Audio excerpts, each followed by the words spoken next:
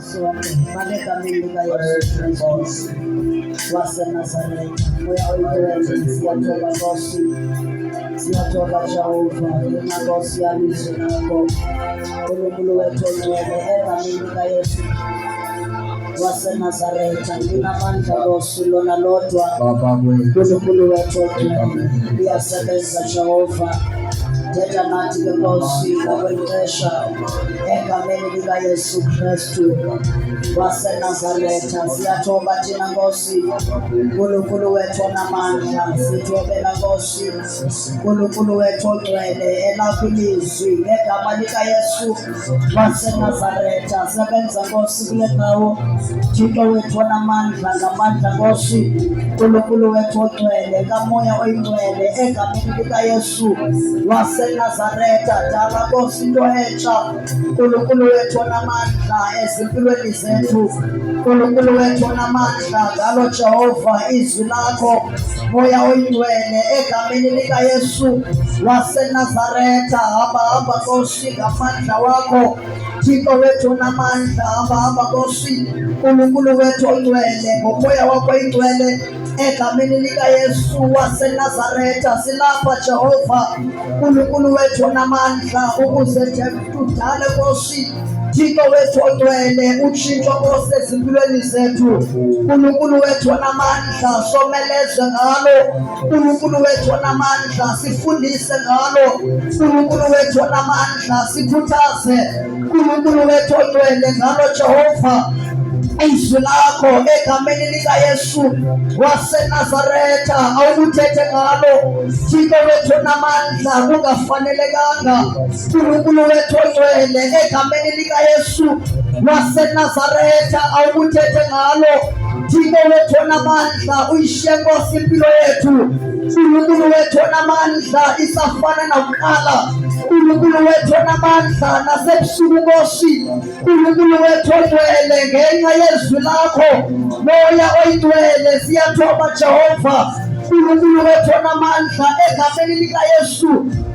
wase Nazareti, dala ngalo, uNkulunkulu wethu onamandla, isebenze Nkosi impilo yethu, uNkulunkulu wethu onamandla, uthulule Jehova, umoya wakho oyingcwele phezu kwempilo yethu, uNkulunkulu wethu onamandla, ngamandla Jehova walo Nkosi izwi lakho, egameni lika Yesu wase Nazareti, nasebusuku Nkosi, uNkulunkulu wethu onamandla, sithulisa Nkosi, uNkulunkulu wethu onamandla, yonke ingqobolo, uNkulunkulu wethu onamandla, yonke Nkosi, uNkulunkulu wethu onamandla, ingolo kutshiwayo, uNkulunkulu wethu onamandla, ukuzothintela, uNkulunkulu wethu onamandla, ukusebenza kwakho, egameni lika Yesu wase Nazareti, moya ongcwele, sembathe, uNkulunkulu wethu onamandla, sombathe ngamandla, sombathe Jehova ngomlilo, uNkulunkulu wethu ongcwele, egameni lika Yesu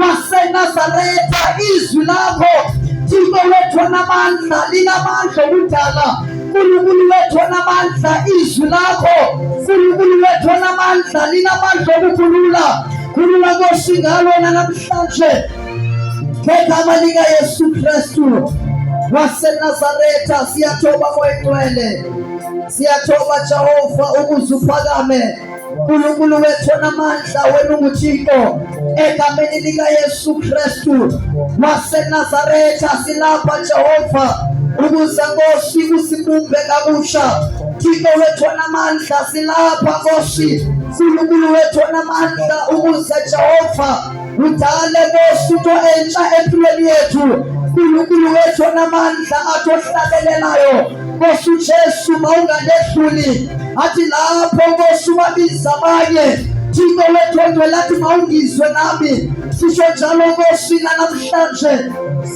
ngegama lika Yesu Kristu wase Nazareti, siyabulela Nkosi, siyabulela moya ongcwele, siyabulela Thixo wethu, egameni lika Yesu.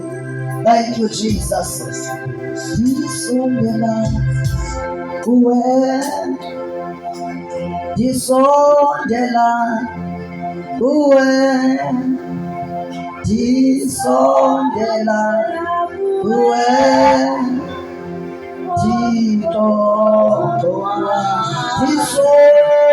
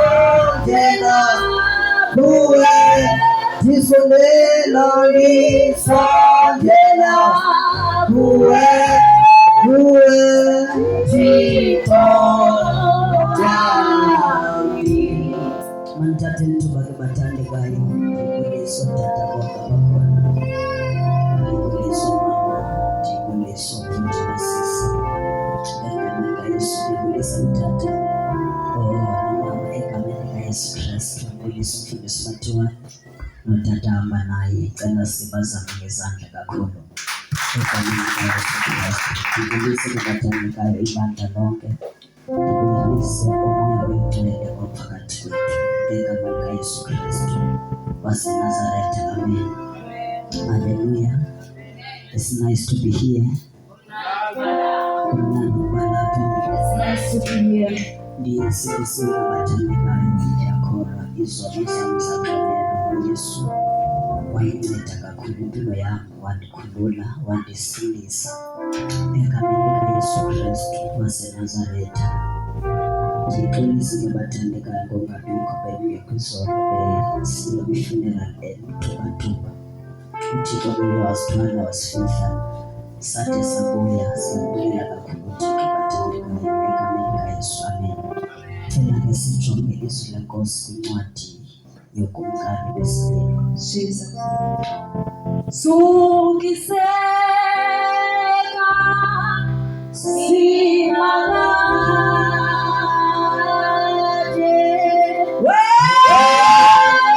webizwa nazizulu. Incwadi yokumkani besibini chapter 18 egameni likaYesu. Sifunda nje verse 41, 42, 43. Then siya verse 44. Sizophela verse 45. Sibe sisiyathandaza egameni likaYesu. Kunalento ehlele enhliziyweni yami ekungaske incwadi yamakhosi wesibini, ngiyaxolisa abathandekayo. Incwadi yamakhosi wesibini chapter 18 verse number 41, 42, 43, 44 egameni likaYesu. Siphela verse 45. Incwadi the book of Kings chapter number 18, second Kings.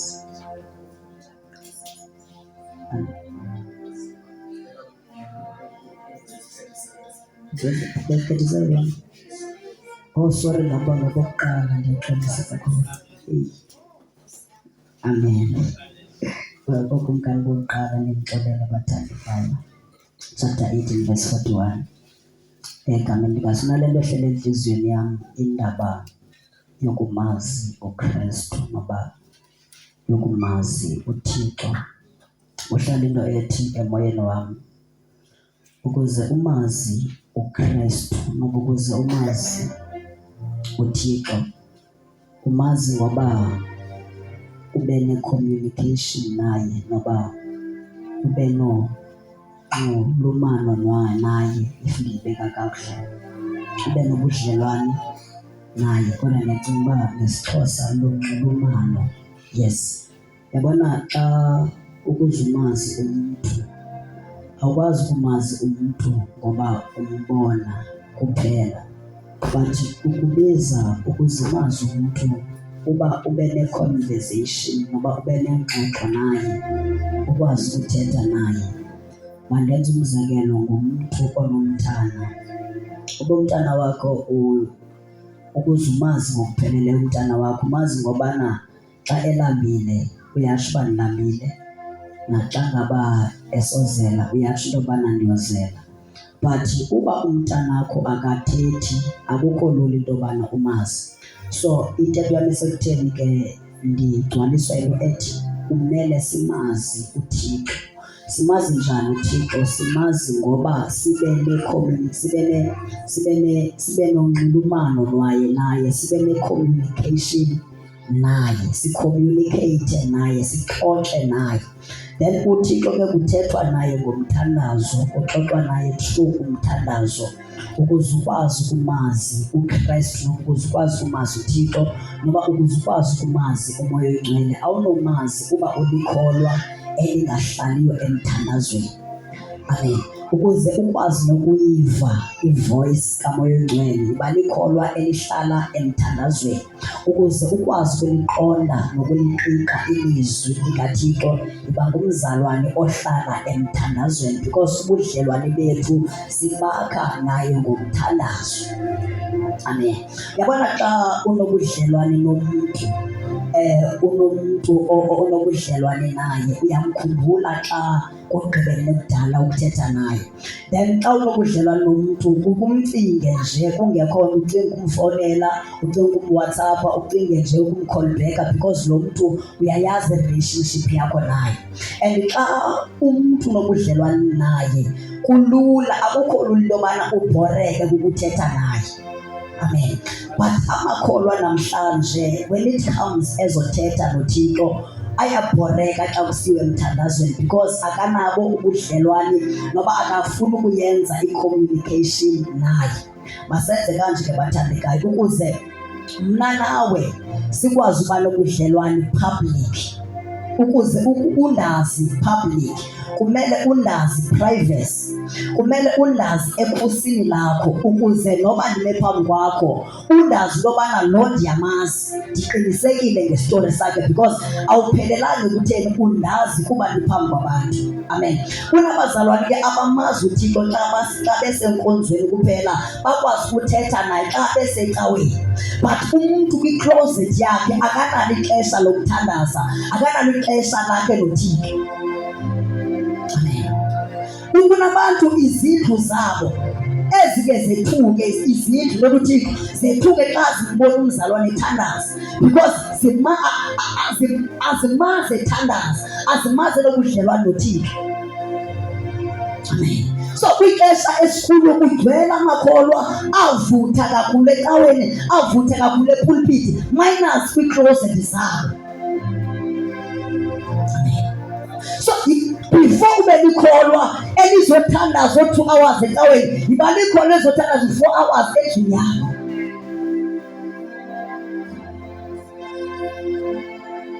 Senza ntoni ubudlelwane noThixo? Senza ubudlelwane nomoya oyingcwele. Before ulile ecaweni, kane uyazi ukwazi uliliswa nguThixo uwedwa endlini. Before ulile phambi kwabantu, kwazi ulile uwedwa ekamereni yakho, uliliswa ukuze isandla sikaThixo.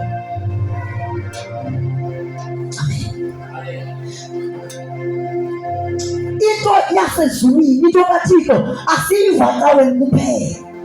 Yabona ndidla ngokusho bona ukukholwa noba ukuva amandla kaThixo akuyo uniform yasecaweni. I-uniform uyinxiba ngelo xesha yasemsebenzini, nakuphela ixesha lamsebenzi yayikhulu i-uniform. Kunabazalwane amazana noThixo onika besecaweni, once baphuma ecaweni iphumile indaba kaThixo kubo. That is why behlala ezinabeni, behlala kuchuku because abanayo i-communication bebodwa noThixo. Yiba nobudlelwane nomoya oyingcwele uwedwa before uzoba nobudlelwane naye uphambi kwabantu. Ngoba ngenye imini kuzawuthandazwa, uthandaza uliliwe phantsi, then xa uliliwe phantsi uthuleke uhlambuluke because awunalo ixesha lokuhlambula wedwa kuThixo kwi-closet yakho. Sethuba lo mzana sicimba umoya kanti ngokuthi uyamvesa ubolile apha ehliziyweni.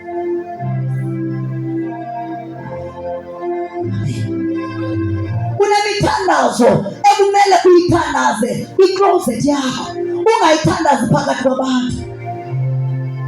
Ubudlelwane bakho noThixo bakha uwedwa ngokwengcwele, bengekho abantu. Yabona uYesu xa efundisa abafundi bakhe ukuthandaza uthi xa sukuba ulithandaza luvala ucango xa uthandaza, bekuthi xa sukuba nithandaza yithanda uba wethu osezulwini. Abantu bawuthanda umthandazo owenziwa ngabantu bonke, but banqabile umthandazo wabo bodwa.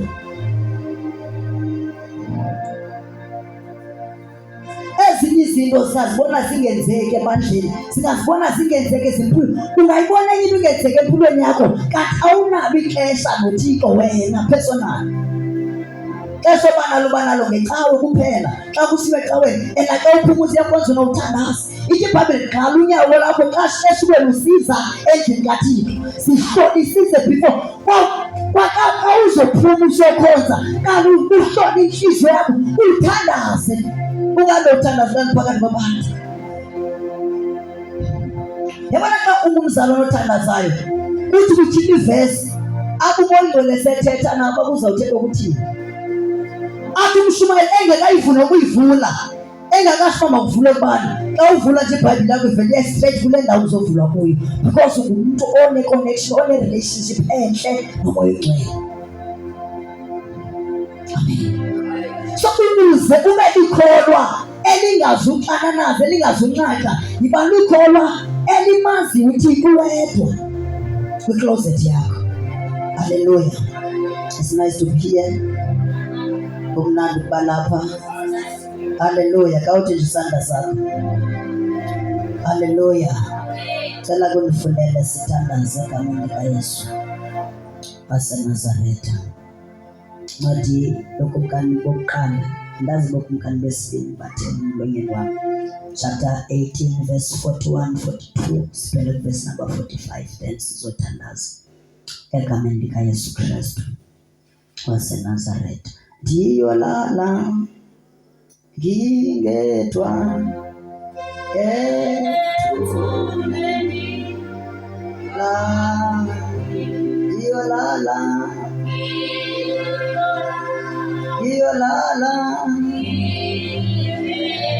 ngingedwa ethuneni la, shiyala amagugu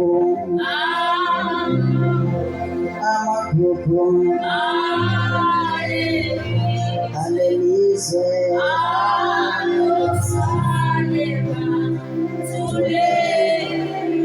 imali ngamagugu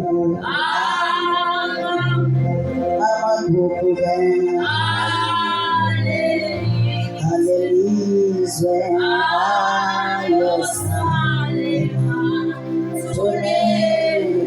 mina ngiyolala ke ngedwa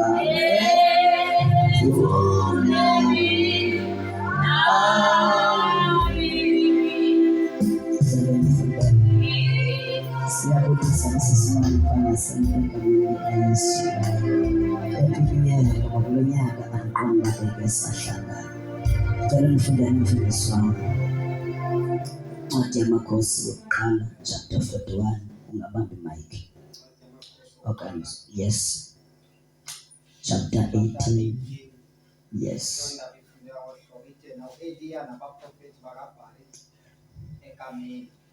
Eliya nabaprofeti bakaBhali eKhameli. Yes, 41.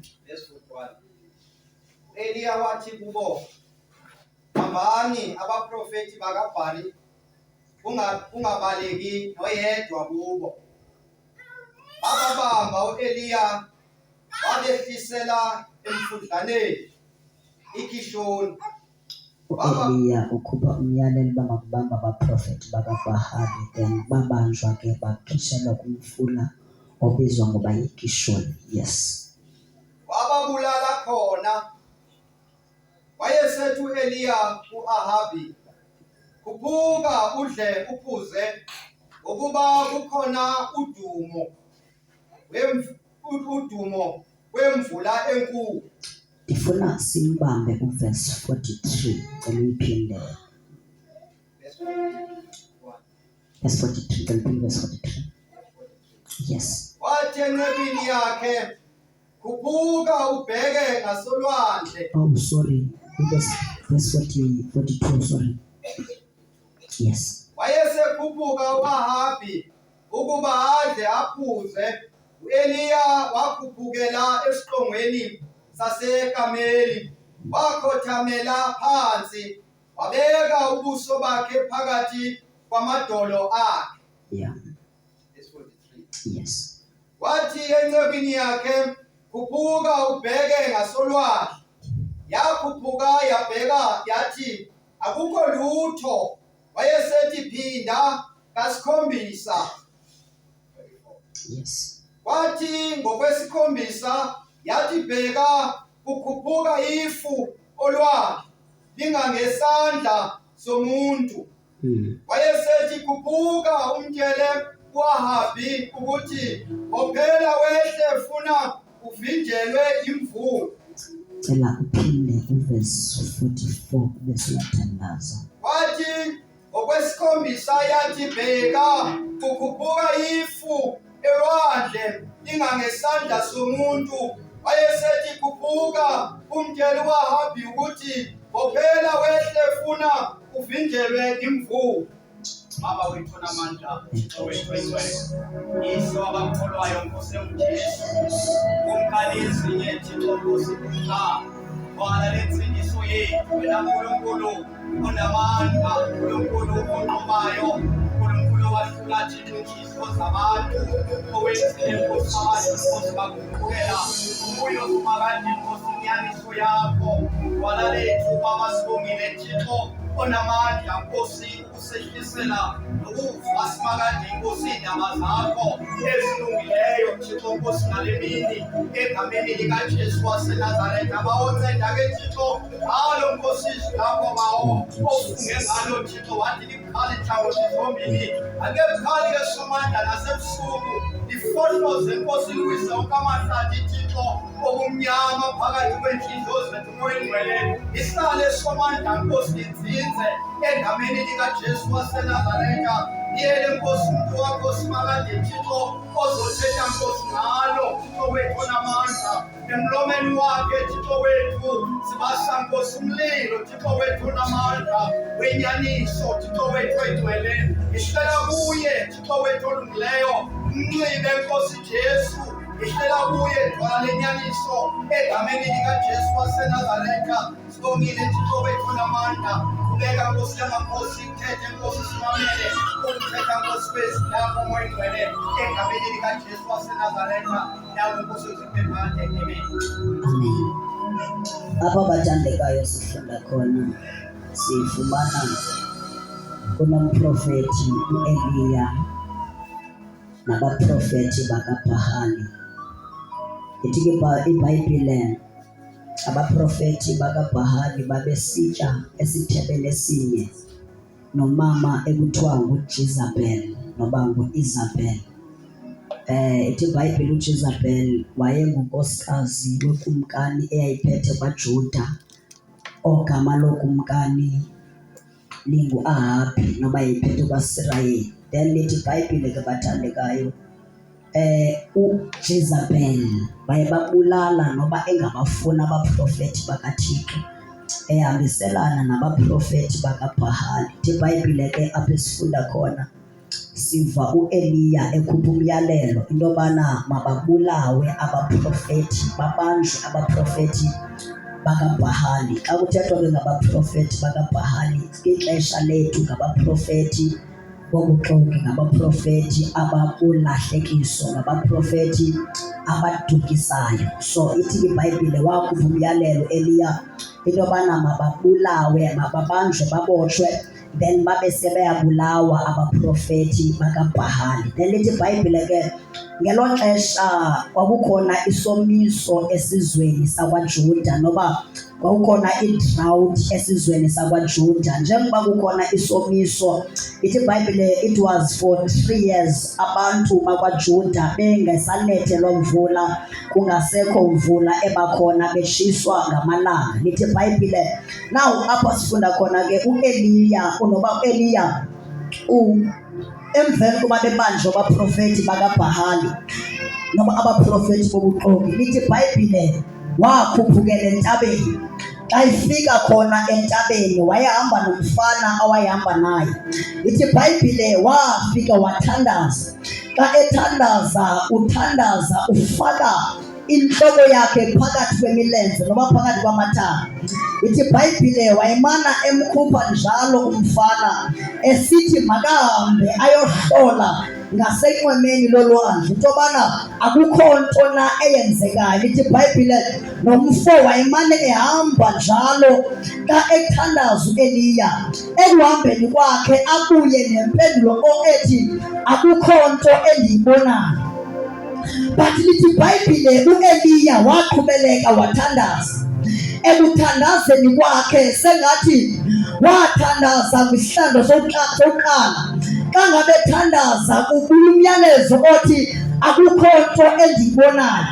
Then waphinde waqhubeleka wathandaza nakwisihlandlo sesibili xa ebuya impendulo ithi akukho nto endiyibonayo.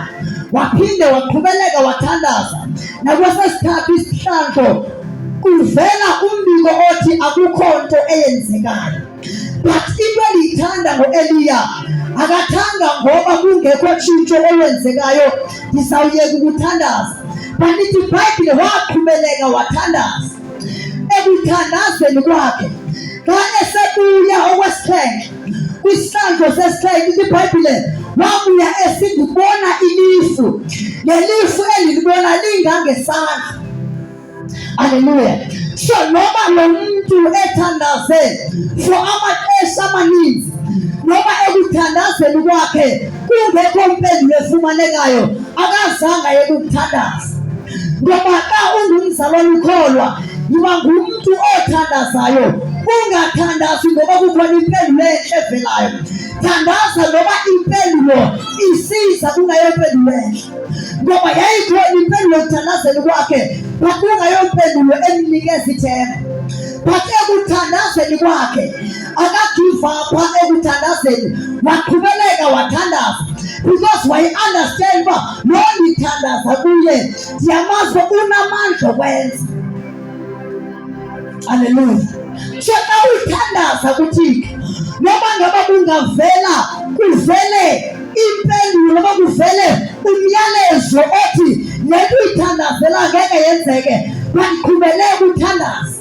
Ukungenzeki kwento makungakwethisa amandla, ukungenzeki kwaloo nto uyithandazela makungakuyekisi ukuthandaza. U-Eliya lithi iBhayibhile wathandaza for 7 times.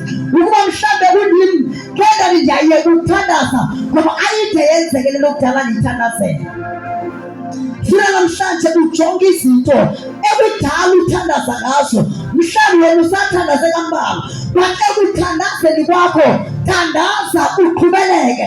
Unomhlawumbe lethu qhubekelane kujuleni ngoba uyalalela aphendule uJehova. Unengoma ethi nobethule kodwa impendulo ikhona. So ekuthandazeni kwakho hayi ngoba uThixo engakuva, but udinga umonde wakho. Uba apha ekuthandazeni kwakho thandaza ngomonde. Kunabantu abathandaza kunise izofika impendulo yabo bayeke ukuthandaza. Unengoma ethi ungayeki ukuthandaza, sisengatshintsha leso simo. So nawe whatever ojongene na, whatever into ayidinga empilweni yakho, whatever kudala uyithandazela, ixesha loba qhubeleke emthandazweni. Ndithe umthandazo nguwo esenza ubudlelwane obuhle noThixo, nguwo esikhulumana noThixo. Then xa uthandaza uthetha naye. Xa uthandaza kuThixo uyathetha naye, uThixo abe sethetha nawe. And ekuthandazeni kwakho ungayeki ukuthandaza ingekafiki impendulo yakho. So sengase ungavuka abazalwane abazothandaza, abalizothandaza until kube khona into eyenzekayo. Ungayeki ukuthandaza le nto uyithandazela ingakenzeki.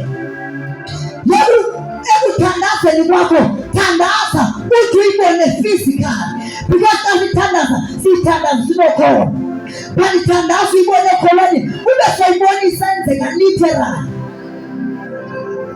iBhayibhile waxa ephinda kwisihlandlo sesixhenxe wathi umfana ndibona ilifu elingangesandla. Ilifu nalo liningi. Uthi xa ngabethetha akweqela uAhabha makatyasele. Then ngoba kunemvula enkulu ezayo, noba kulilifu elibonakala but kunento enkulu ezayo. Xa uthandaza thandaza unokhona, endithandaza ungayeki ukuthandaza, endiqinisele emthandazweni wakho. Ngoba xa uthandaza umthandazo uyaliwa. So iba ngumzalwane oqiniselayo emthandazweni, ungathandazi uthandaze uyeke esithubeni ingakenzeki into oyifunayo. Zingaphi izinto wena oke wazithandazela, ngele kuzithandazeleni kwakho wabona zingenzeki? Ndizokuxelela ubana into ebangela uba azenzeka yinto yobana wena uthe kuthandazeni kwakho wayeke uthandaza ungakaboni ukwenzeka kwento oyithandazelayo. Ungayeki ukuthandaza kungakabikho nto eyenzekayo. Thandaza until kube khona utshintsho lwenzekayo. Uba ngabe uthandazela abantwana bathandazela uthi ubone utshintsho lwenzekayo. Uba ngabe uthandazela impilo yakho makuthi kube khona i-movement eyenzekayo. Ungayeki ukuthandaza.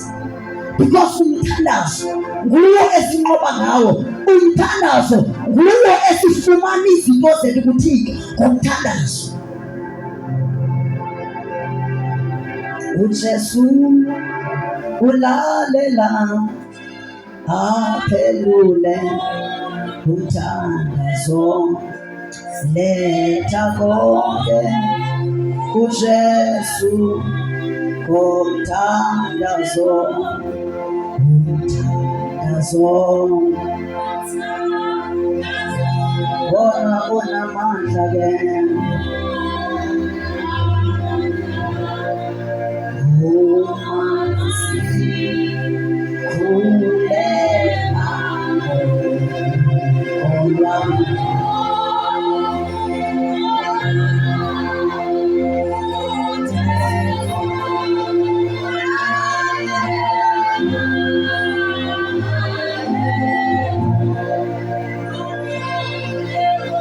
mhlawumbe kudala wena uthandaza, but ngifuna ukufaka kwi-challenge, uthandaze umthandazo wokhona. Ithi uJesu uyalalela ka uthandaza ngokukhona. Mhlawumbe kudala uthandaza but ubungenalo ukhona. Intoni ukhona? Ukhona ukuqiniseka nokoyiseka ubukho bezinto zingabonakali, zibe zingekabikho physical, but uqiniseka uba le nto ikhona, le nto izokwenzeka. Uthandaze ngokhona. uJesu ulalela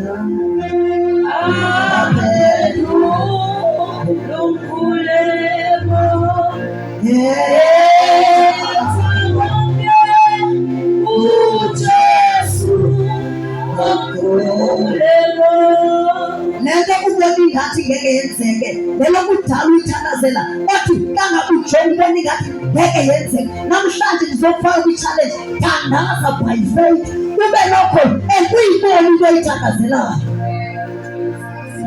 Uthi omnye utata wake wathandaza, xa ethandazayo wathandaza wathi unomzi usazokwakha.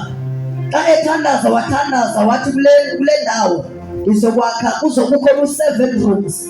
Uthi ekuthandazeni kwakhe wathandaza wayijikeleza loo ndawo, wabe sebeka isiza engenazitena, engenasamenti, engenanto. Kuthiwa ekuthandazeni kwakhe kwabakhona abantu, uThixo walenza into, kwakhona abantu abamnikelela ngezinto. Because xa uthandaza kokholo kuba khona into eyenzekayo. Yabona le nto isenhliziyweni yakho, le nto uyiqala udinga ukholo, thandaza ngayo yena ube sowuqalisa uyenza. Uba ngabe udinga ukuqala ibhizinesi, qalisa ibhizinesi yena ube nokholo uba le bhizinesi izawuphumelela. Iba ngumuntu othandaza ngokholo. Sifaka besime ngenyawo egameni likaYesu. u-Eliya wathandaza for 7 times. Mhlawumbe wena usathandaze kaninzi, but ngizokufaka kwi-challenge, ubana ekuthandazeni kwakho ungayeki ukuthandaza until le uyithandazelayo uyibone. Ngicela uzothandaza umfundisi uMathiwane egameni likaYesu. Ungayeki ukuthandaza ungakayiboni le uyithandazelayo. Mhlawumbe kwizinto obuyithandazela kukhona izinto ezenza kudiscourage, kukhona izinto ezenza kutheza amandla, but ngisho namhlanje uba ungayeki ukuthandaza until bekhona into eyenzekayo. Thank you, Lord. Thank you, Jesus. Thank you, Master. Thank you, Father. Thank you, Jesus. Thank you, Master. Thank you, Lord. Thank you, Master. Thank you, Jesus. Siyabonga oyingcwele, siyabonga Jehova ophilayo, siyabonga Dwala lenyaniso, siyabonga Mnini amandla wonke. Wena Nkosi yamakhosi, ungcwele, ungcwele, ungcwele, ungcwele.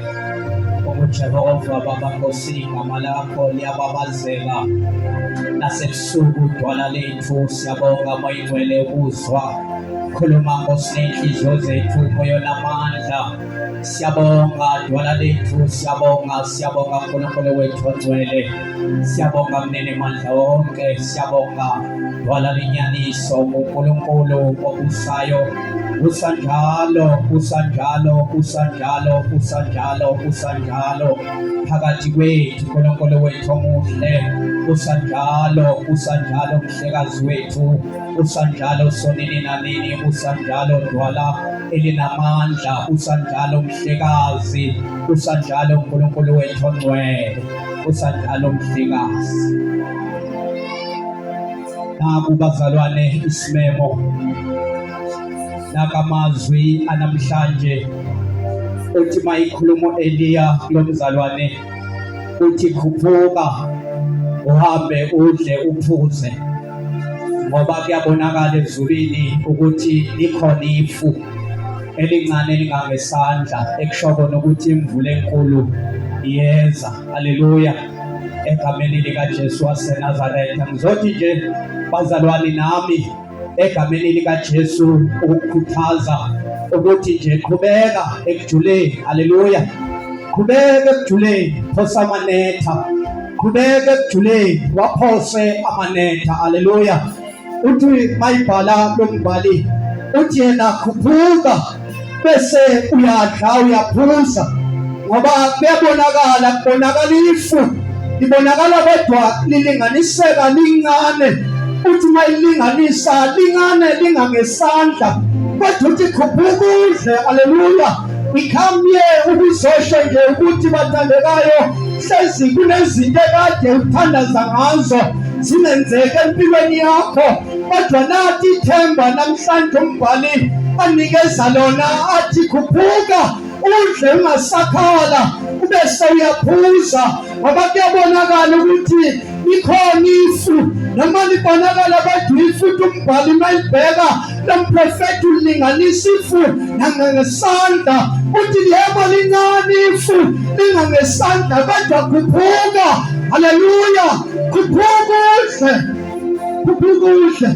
Zathi ebusuku bathandekayo noma ubona kwesinye isikhathi ngathi akwenzeki lutho othandaza ngalo, kodwa sobuyisela ithemba elithi mzalwane qhubeka nomthandazo owuthandazayo, qhubeka nomkhuleko owukhulekayo, noma kubonakala ingathi impendulo ayiveli, noma kubonakala ingathi akuphenduleki, kodwa into esiyikhuluma namhlanje kulo mvuselelo sesigcina sizothi qhubeka ekujuleni, qhubeka nokuphosa amanetha, qhubeka ekujuleni komthandazo. Noma kubonakala ingathi ifu lincane, kodwa nathi ithemba esizokhuluma ngalo sizothi kuyabonakala ukuthi empeleni ifu lincane, kodwa lalela mntakababa, imvula enkulu nakuyeza, imvula enkulu nakuyeza. Dala wahlala esomisweni, kodwa somemezela namhlanje ukuthi imvula enkulu mntakababa yeza. Kodwa inye indlela yokulinda imvula enkulu, inye indlela yokudla ekutyalelwa ngayo namhlanje ukudla umthandazo, inye indlela esisela ngayo kodwa siyikhuluma namhlanje sizothi ukusela kokuzila ukudla siqonde emthandazweni. Ifu lingangesandla noma imvula enkulu iyeza, noma ifu kodwa yona imvula enkulu iyeza. Uthi mayibheka umprofethi u-Eliya uthi kulo mzalwane khuphuka udle, ekuyabonakala ifu postile lingangesandla, kodwa into ayishoyo yinye uthi khuphuka udle. Ngoba kulesi isikhathi esiphila kuso isikhathi sabantu abakhuphukayo, isikhathi sabantu abakhuphuka ngomthandazo, isikhathi sabantu abakhuphuka ngama-fasting, isikhathi sabantu abaqonda kuJehova, isikhathi sabantu abafuna ubuso bukaNkulunkulu.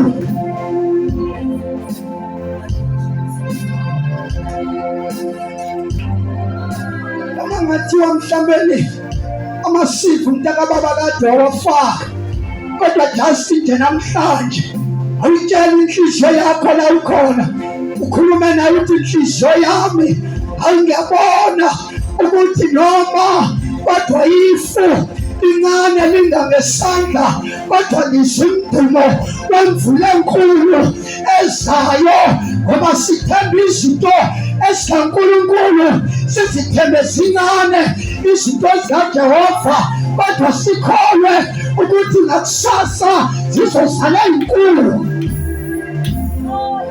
Haleluya. Mangathiwa usebenza umsebenzi engawona owufundele, noma wafundela uba ngudokotela kodwa usekhishini, lalela ngizokutshela ukuthi noma ifu libonakala lincane lingangesandla, kodwa kunento enkulu ezayo. Haleluya. Bonke bathandekayo, kunento engivukelayo kuthiwa methi bonke abantu abathulekela imisebenzi bangasondela ngaphambili, asibambise imisebenzi bafowethu, kodwa ngenxa yezwi namhlanje elikhulumayo elithi noma ifu libonakala lingangesandla, but when something big is coming. Haleluya. Khona into ezayo, khona into ezayo, khona into ezayo.